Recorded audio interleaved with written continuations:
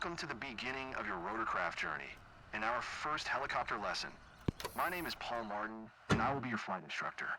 Can you please come back outside to continue our training here? I must say, it is a very beautiful time of the year to begin your helicopter trainings at Grenoble-Le-Versailles Aerodrome. Meet our trainer helicopter, Cabri G2. You already know how the flight control surfaces of airplanes work, right? But do you understand how a helicopter turns without ailerons and speeds up without elevator? Here, look at the Cabri's main rotor. This is our main control surface. By tilting the main rotor disc forward, backward, left, or right, we can change the direction of the thrust vector and move the helicopter in a chosen direction. As with most French-designed helicopters, the main rotor blades advance in a clockwise direction. What do you think we need the tail rotor for? Walk closer and look at it. By changing the tail rotor's thrust, we can control the direction that the nose of the helicopter points. The Cabri G2 utilizes a fenestrine-type tail rotor. It differs from a conventional open-tail rotor by being integrally housed within the tail boom. Now, let's continue our training inside the cockpit. Get in and buckle up.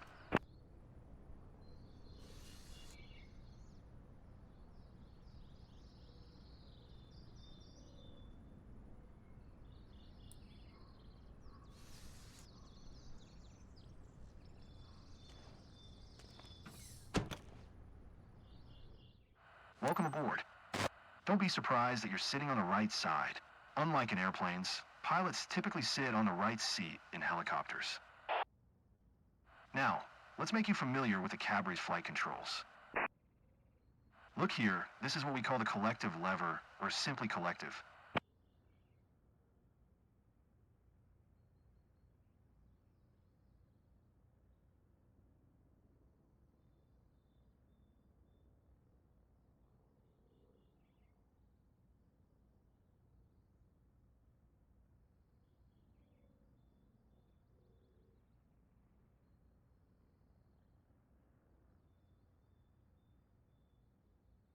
We use collective to climb or descend, or in other words, to control our vertical speed.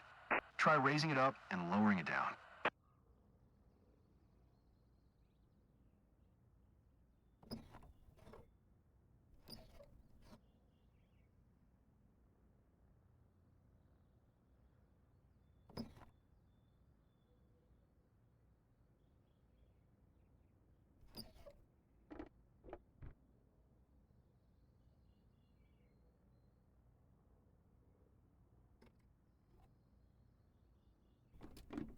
Make sure to leave it in the most downward position.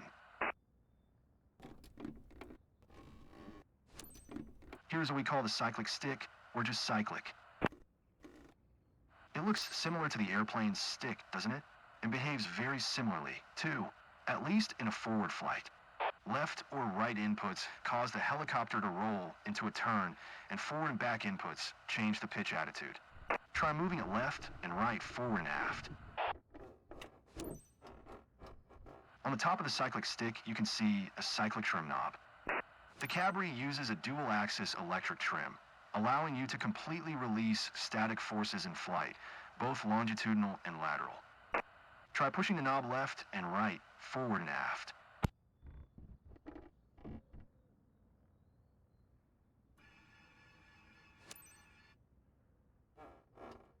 And finally, the anti-torque pedals, located in the same place as the rudder pedals in an airplane.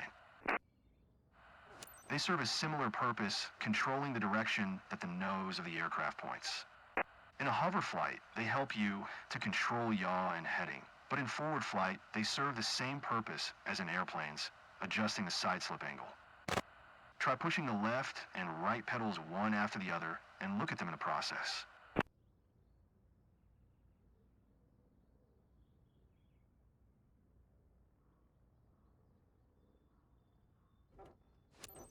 Sounds pretty easy so far, isn't it? Let's have a look at the instrument panel.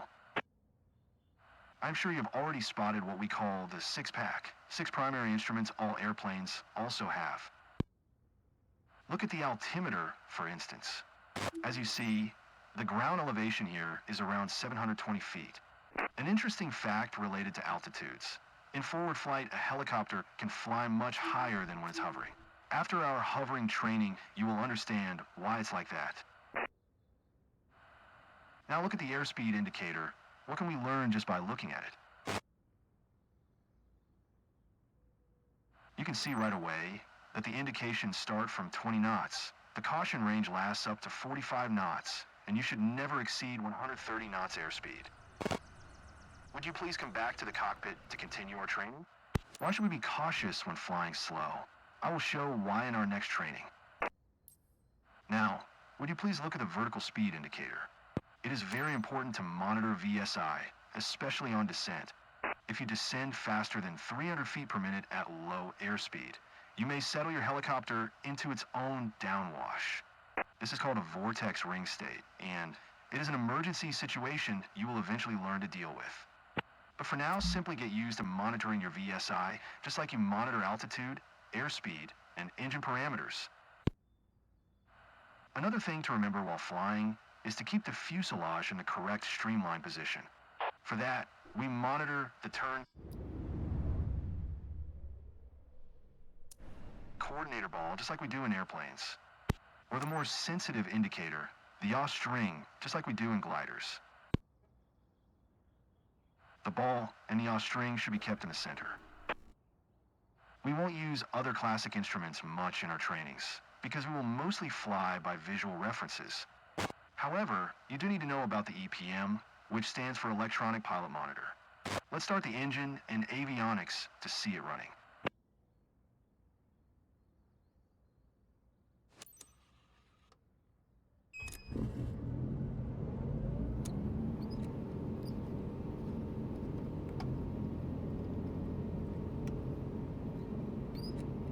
Great.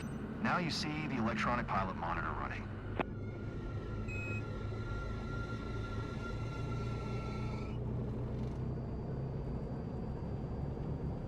EPM combines all common motor and rotor monitoring instruments on a single LCD screen, as well as the in-flight fuel management. The thing we're most interested in is the Smart Power Indicator. Have a closer look at it. It is called the MLI, which stands for Multiple Limit Indicator. It is a special feature of the Cabri G2. A red line shows the available performance and limits at a glance. We will refer to the power indications a lot in our trainings. Okay, enough talking.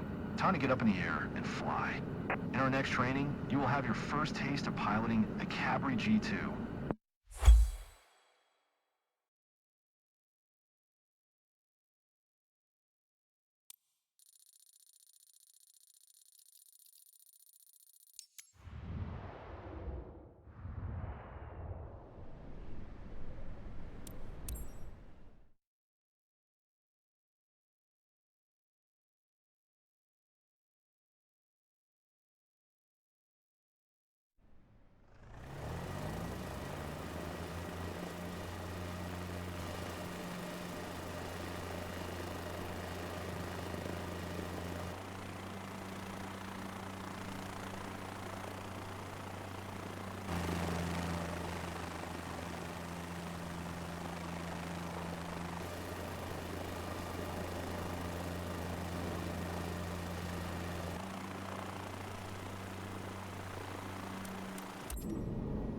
Here we are, flying along the Grezavauden Valley in the French Alps.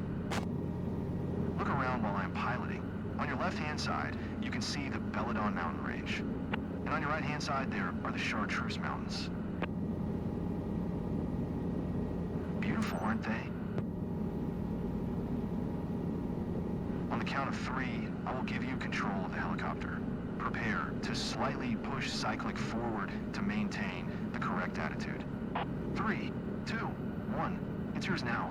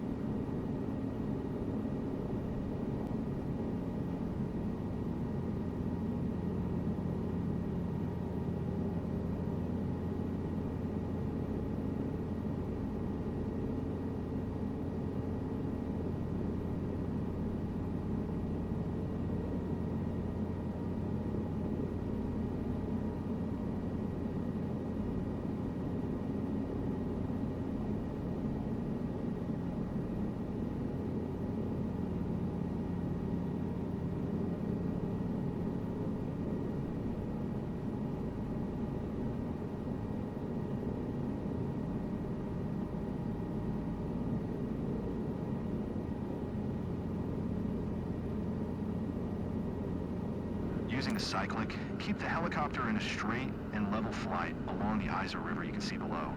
I will take care of the collective control and maintaining the altitude, so you can focus on our speed and ground track. Reach cruise speed of 80 knots. Push the cyclic to speed up, or pull the cyclic to slow down.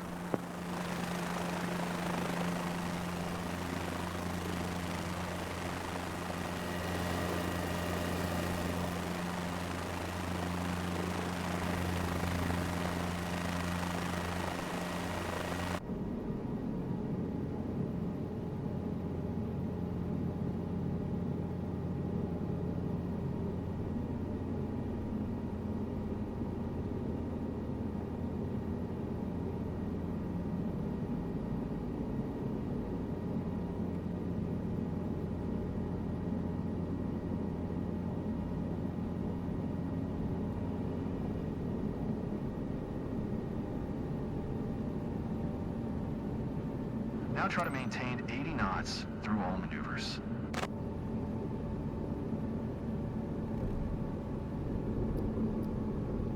To maintain the same speed, try to remember the position of the horizon line and maintain it visually in the same place. That will make sure you are flying with the same speed.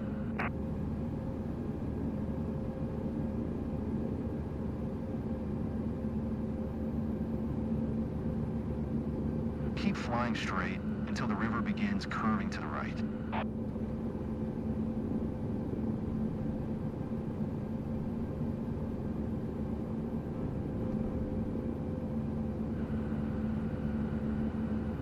See how you always need to keep the cyclic deflected to maintain the same attitude? After you've found a proper cyclic position, use the cyclic trim to release static forces.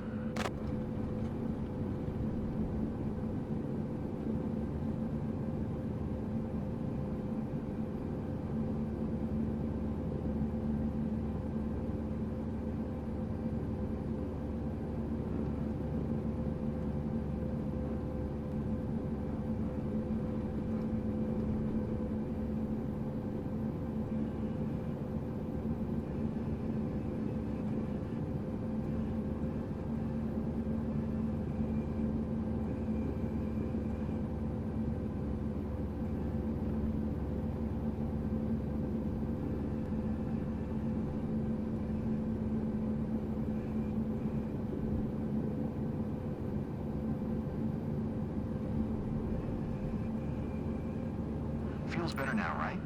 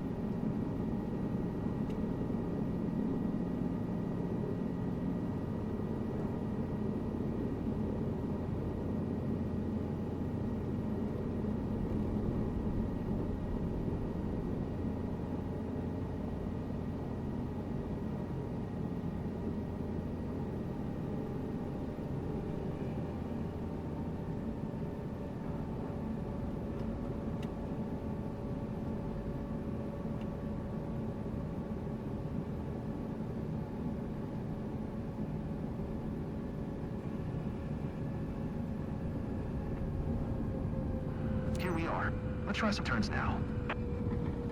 You see the river is turning right. Try to fly above the river and turn right together with its curve.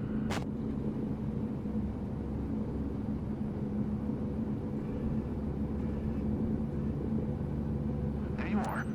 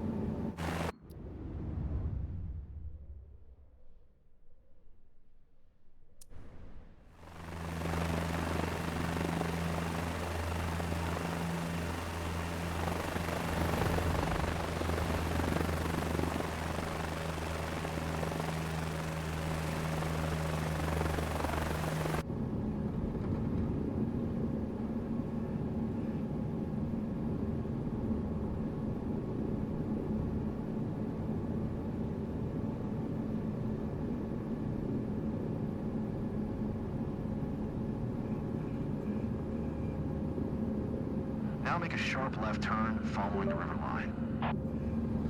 But this time, try to make the turn coordinated.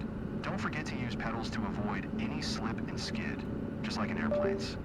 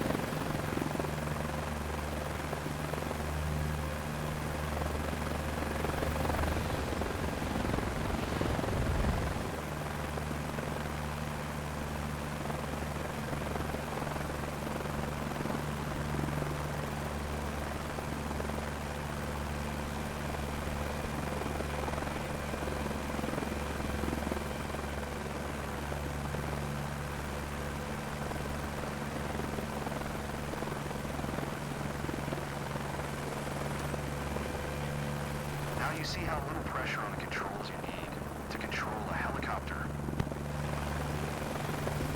Let's do something you never do in airplanes. Let's bring our airspeed to 0 knots. Gently pull the cyclic back until you reach 0 knots.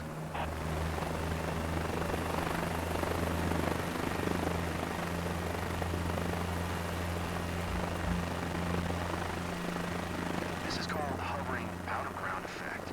Feels interesting for airplane pilots, doesn't it? Keep the cyclic back to maintain 0 knots airspeed. Now try to use your trim to move the neutral position of your cyclic. You can trim the helicopter when you hover, when you climb, or when you're on cruise. This releases the forces on the stick and lets you better feel the controls. Nice. But just when you thought flying helicopters is all easy, I want to admit that currently I'm helping you stabilize our helicopter. You see, since we slowed down, the airflow over the tail is not enough to counteract the helicopter's rotating tendencies anymore. So I keep pushing the right pedal and adjusting our cyclic a little to stabilize our flight. Let me show you what happens when I stop helping you.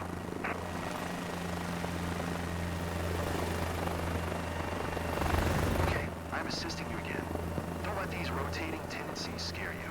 It is a fun challenge, and you will master it in no time during our next trainings.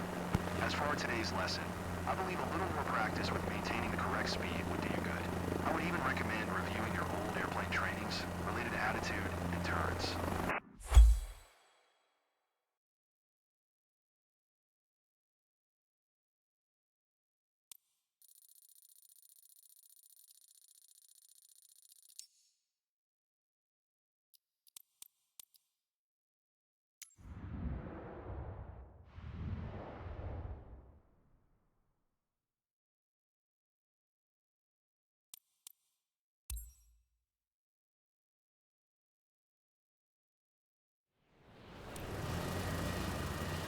Welcome to our first hovering lesson.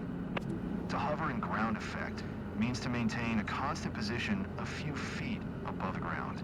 It is not as easy as it sounds. In fact, hovering a helicopter is challenging, a bit like trying to pat your head and rub your stomach at the same time. A helicopter has 3 highly sensitive controls, but at first I will be giving you only one control at a time to handle. Your first control to master will be the collective lever. Remember, it is located on the left side of your seat. The collective controls your height above the ground. We will use it to take off to a hover. When you raise the collective control, the pitch angles of the main rotor blades increase.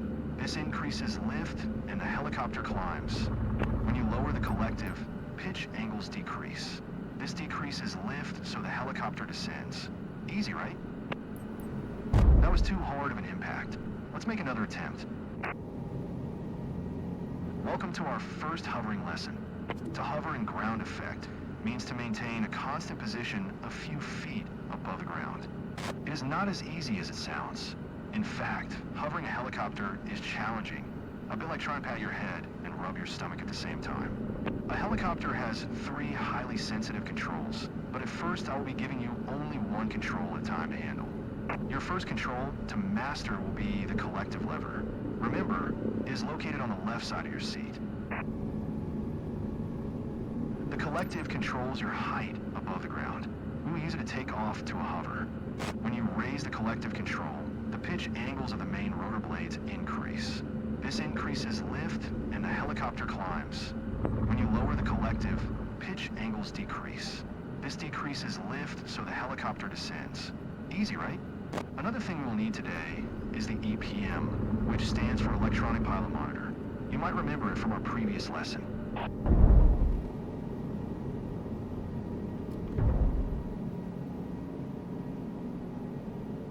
Today you will learn monitoring power percentage with a multiple limit indicator.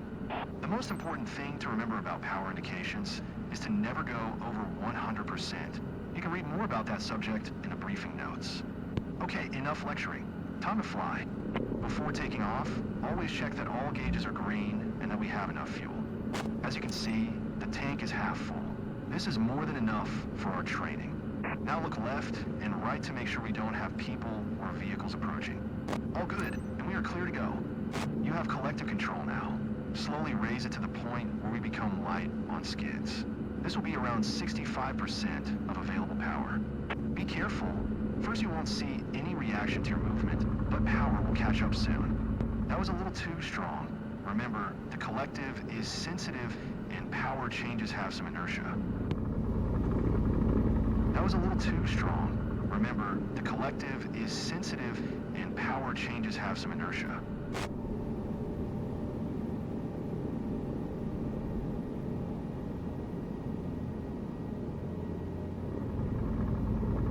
Now, move the collective just a little more to get to 2 feet altitude hover.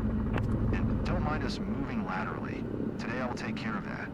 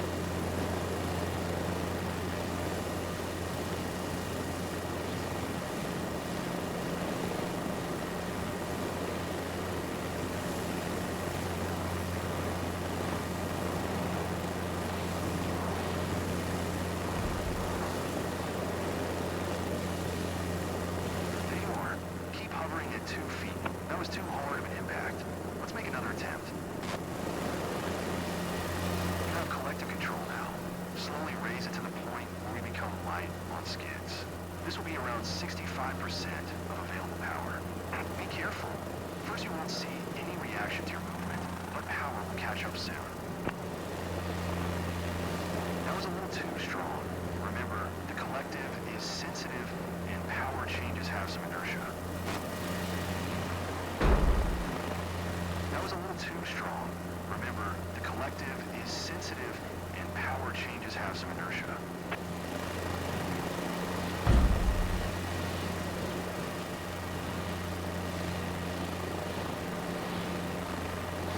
Now, move the collective just a little more to get to 2 feet altitude hover.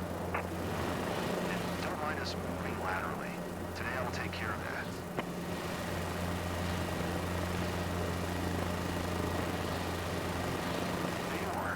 Hovering at 2 feet now. You are higher than 2 feet now. Lower the collective a little. You see, since we are hovering so low, the altimeter will be not useful. Judge your altitude just by looking outside. 2 feet is approximately 1/3 of the length of the cavalry skid.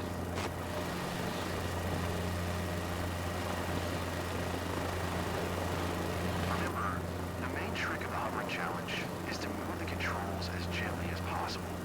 When you find a proper collective position, you don't need to keep adjusting it, given that we are not moving and there's no wind like today. Look around and memorize how 2 feet of altitude looks. Also, look at the power indications and memorize the number. This is the amount of power required for hovering and ground effect. And it depends on lots of factors, such as our weight and the weather. But you may find it useful to remember this number for our training today. Now let's see how little you should increase power to hover at 8 feet altitude. Gently raise the collective just enough to get to 8 feet altitude and stop there. Great. You are getting more and more confident with collective control. Keep hovering at 8 feet while I'm talking. Look around and try to remember how 8 feet altitude looks like. It is an important altitude. You should avoid climbing higher when you hover in ground proximity. We will talk about it more in our later trainings, but for now, just remember, if your engine quits when you are higher than 8 feet and you don't have enough airspeed, you won't be able to land safely. So, whenever you hover stationary in ground proximity or hover taxi, stay below 8 feet and you'll be safe. Now let's go back to a 2-foot hover. Still remember which power indications to aim for.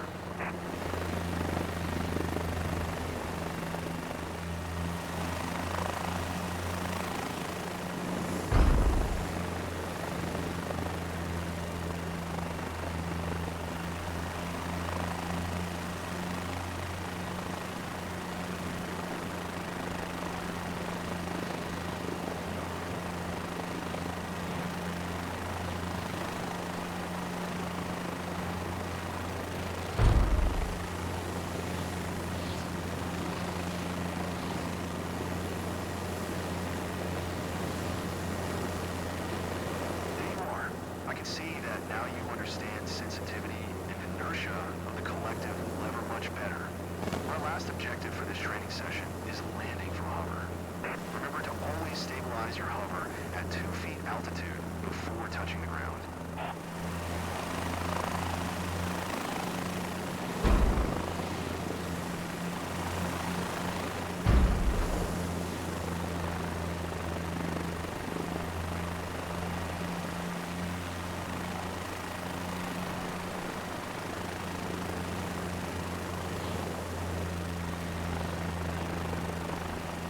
Training area. Head back to continue our training.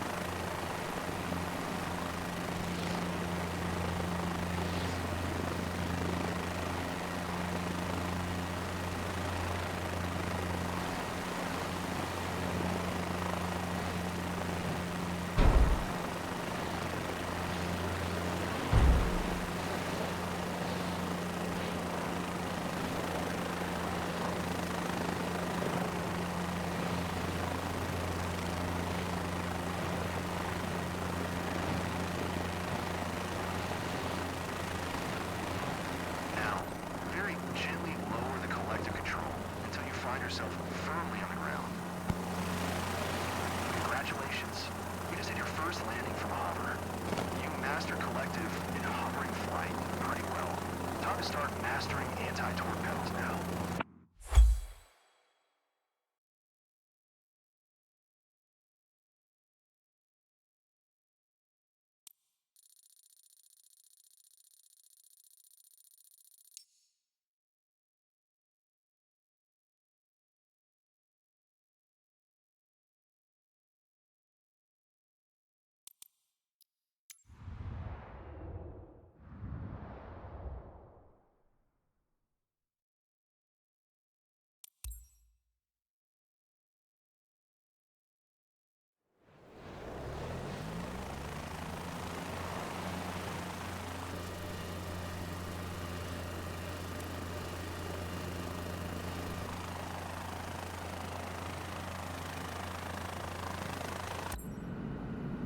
Welcome to the second part of our hovering training series. This time you will get familiar with anti-torque pedals. I will be helping you at first, but by the end of this training session, you will be in full control over our heading. Let's start with taking off to a hover. You already know how to do that. Before raising collective, always check that all gauges are green. We have enough fuel, and there are no obstacles nearby.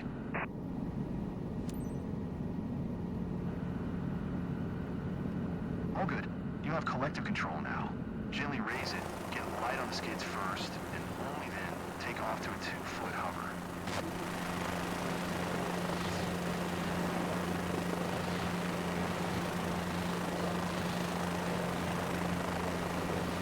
Here you go. It is nice to see you're getting more and more confident with collective control. Stabilize your hover at 2 feet altitude.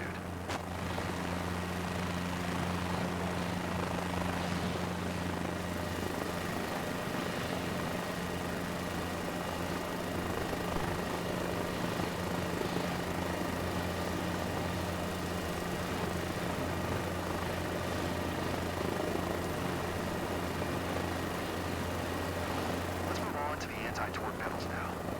Look, they're located in the same position as the rudder pedals in airplanes.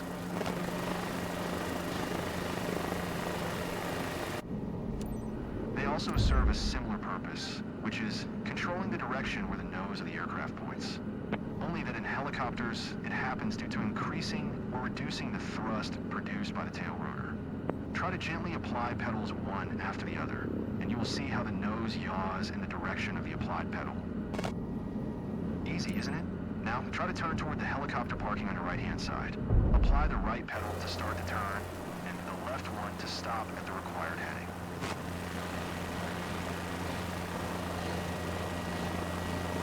Pretty good. When making pivoting turns, try to make one smooth movement, and then stop exactly at the desired heading.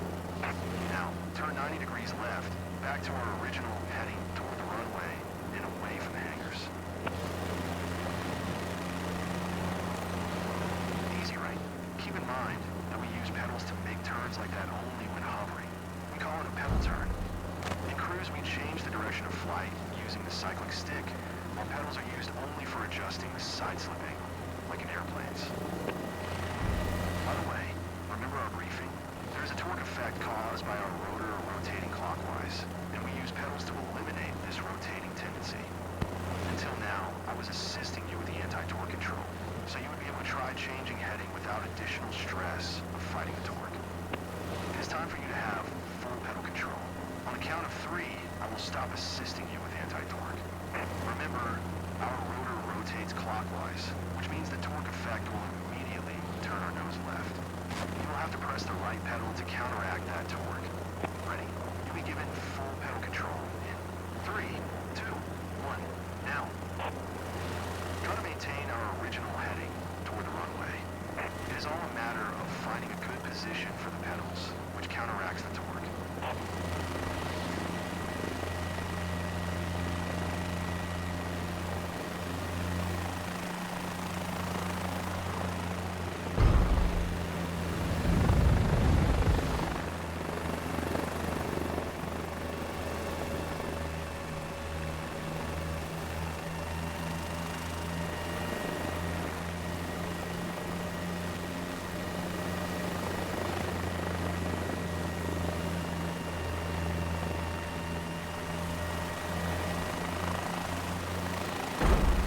wasn't in our plans for the training. Let's start over again. Let's move on to the anti-torque pedals now. Look, they're located in the same position as the rudder pedals in airplanes.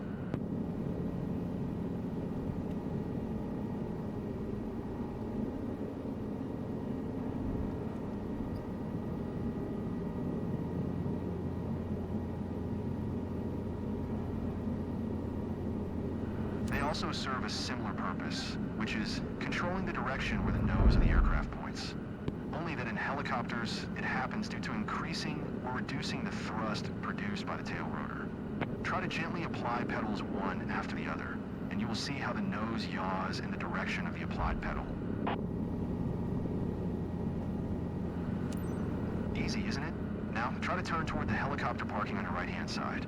Apply the right pedal to start the turn, and the left one to stop at the required heading. Pretty good. When making pivoting turns, try to make one smooth movement and then stop exactly at the desired heading. Now, turn 90 degrees left, back to our original heading toward the runway and away from the hangars.